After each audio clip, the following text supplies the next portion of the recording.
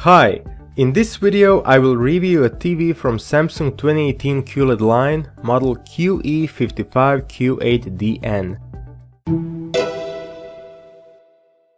Together with flagship Q9F, Q8D is the only model in Samsung 2018 lineup equipped with an advanced full-array local dimming backlight that is necessary for achieving high contrast and good HDR performance on LCD TVs. Q8D is available in 55, 65 and 75-inch screen sizes. Although we are already in 2019, let me quickly summarize Samsung 2018 TV lineup. It consists of 5 different series. From low-end to high-end we have HD Ready, Full HD, UHD, Premium UHD and QLED series. All screens are based on VA LCD technology, which gives good contrast but narrow viewing angles. Screen sizes span from 32 up to 82 inches, but this may vary from region to region. QLED line contains the best performing TVs Samsung released in 2018. They all have quantum dot technology that guarantees pure and vibrant colors necessary for HDR content. Due to higher peak luminance than OLED competition, LCD TVs with quantum dots can produce a higher volume of colors, meaning that colors will remain more vibrant even in the brightest scenes. So let me start with the design. Apart from the big screen with highly efficient anti-reflective coating, there is not much more you will see. There is a thin silver bezel surrounding the screen, and TV stands on 2 legs set apart 97.6 centimeters. The bezel is made out of metal, and so are the stands. The backplate and the outside of the stands are made out of plastic. Build quality is good, but not great. I noticed a gap between the backplate and the cover in the top area. For a brand new unit, this really isn't very reassuring, especially when we remember quality issues with KS series in 2016. Q8D is not equipped with one connect box, but has all connectivity options on the backside. There are 4 HDMI 2.0B version connectors, 2 USBs, Toslink, satellite and antenna inputs, Ethernet and CI slot. There are no analog inputs or outputs. Wireless connections include Bluetooth and Wi-Fi. Samsung is not supplying cover to hide the area where the connectors are. Though it is understandable that Samsung wants to cut costs, this really doesn't follow the 360 degrees design ideology that the company has been promoting for several years now. Q8D comes with an aluminum remote control that is using both infrared and Bluetooth connectivity with the TV. There is a built-in microphone and a new gallery button. Tizen OS 4.0 is of the same characteristics as on NU7100 and NU7400 TVs that I've tested previously. Together with WebOS 4.0, it is one of my favorite smart TV platforms out there. In the picture quality department, I would say that Q8D performs as expected considering its specifications. This means that there are areas which are good or even great, and then there are areas which are limited by the LCD technology itself. In short, the main advantages are high peak luminance, good motion resolution, wide color gamut, color accuracy in default movie mode, good picture processing, and excellent anti-reflective screen coating. On the other hand, the main disadvantages are not very precise local dimming, brightness fluctuations in HDR, and narrow viewing angles. Using Kelman 2018 and C6 HDR 2000 colorimeter, I've measured peak luminance of 1500 nits, which is according to Samsung's specification for Q7 and Q8 models. Only Q9 series can achieve higher peak luminance, 2000 nits to be precise. These are the measurements on 10% window. With more white on the screen, the brightness will drop. Not as much as on OLED TVs, but still it will occur.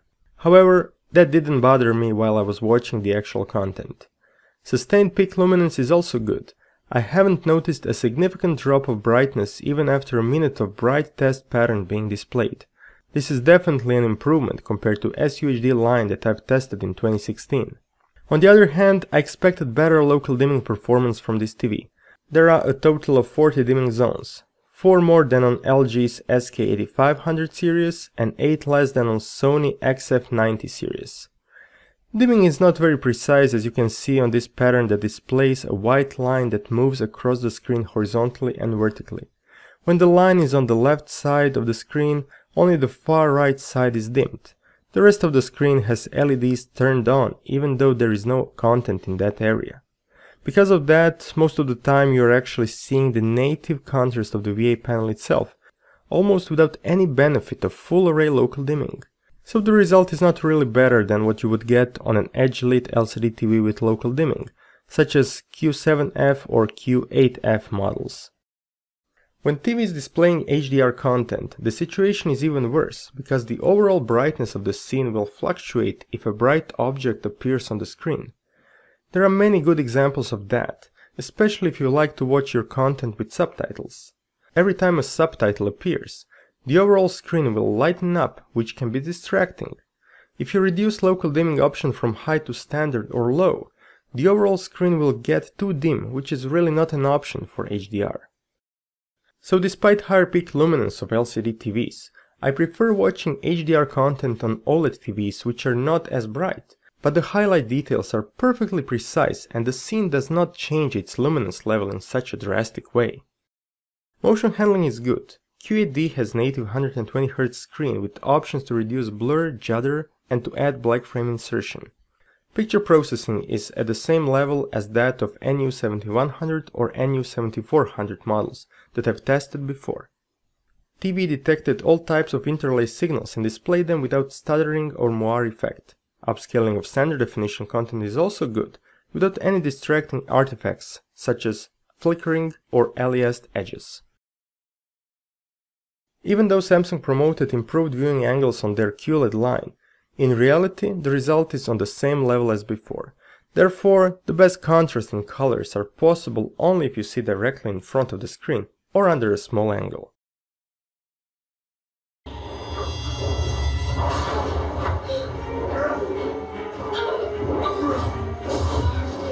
Due to the compact size, only down-firing speakers are implemented on this model, and they produce sound of average quality. For watching movies and playing games, you should connect this TV to a soundbar or even better, to an AV receiver. Gaming is definitely one of the strongest points of this TV. Input lag is low, there is no risk of burn-in, TV can switch automatically to game mode thanks to auto low latency mode, and for the first time there is FreeSync support implemented for tear-free gaming. In addition, Samsung has added motion adjustment options to game mode, so that you can finally enjoy quick response and higher motion resolution.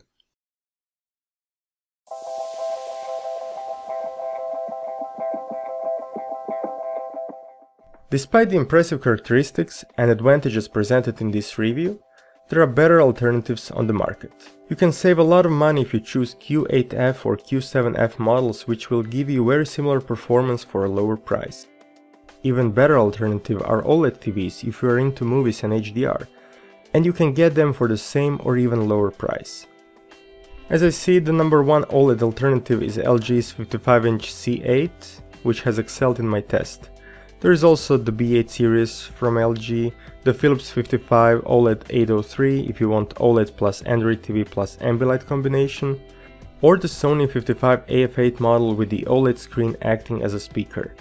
If you are planning to use the TV for plenty of gaming and PC applications without worrying about the burn-in effect, then there are excellent LED LCD models with a 65-inch screen in the same price category, like LG SK8500, Sony XF90 or Samsung Q6F.